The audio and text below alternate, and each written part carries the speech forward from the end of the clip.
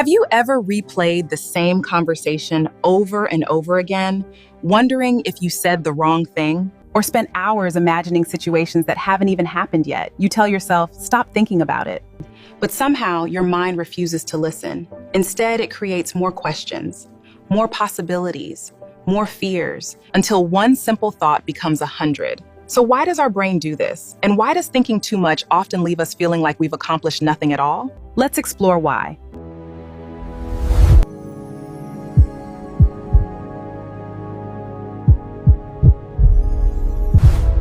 Imagine you're lying in bed after a long day.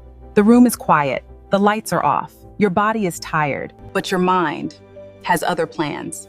Suddenly, you remember something you said earlier that afternoon. Did I sound rude? What if they misunderstood me? Should I have explained myself better?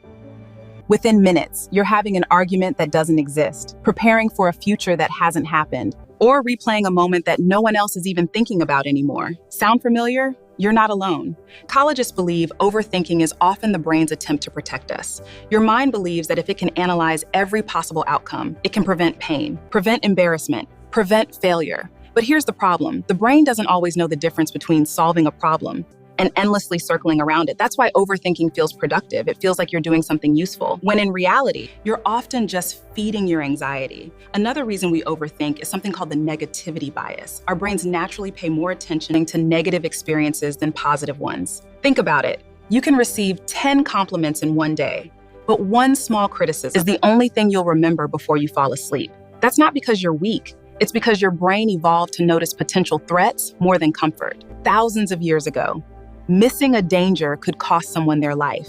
Today, that same survival system can make us obsess over mistakes that aren't nearly as important as they feel. There's another hidden reason we overthink: control.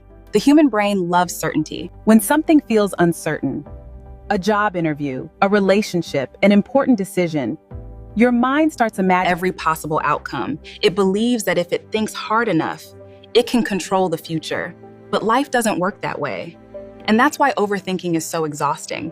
You're trying to solve problems that don't even exist yet. Here's something surprising. The people who overthink the most are often the people who care the most. They care about saying the right thing, making the right decision, avoiding mistakes, being a good friend, a good partner, a good person. But caring becomes harmful when it turns into constant self-doubt. So how do you stop? Not by forcing your mind to be silent, but by reminding yourself that not every thought deserves your attention. Just because your brain creates a thought doesn't mean it's true, and it doesn't mean you have to follow it sometimes. Peace begins the moment you stop trying to control every possible outcome and start trusting yourself to handle whatever happens next. Because the goal isn't to think less, the goal is to think better. Your mind was designed to help you survive, not to predict every tomorrow. It's one thought your mind keeps replaying over and over again. Share your experience in the comments. Until next time, stay curious.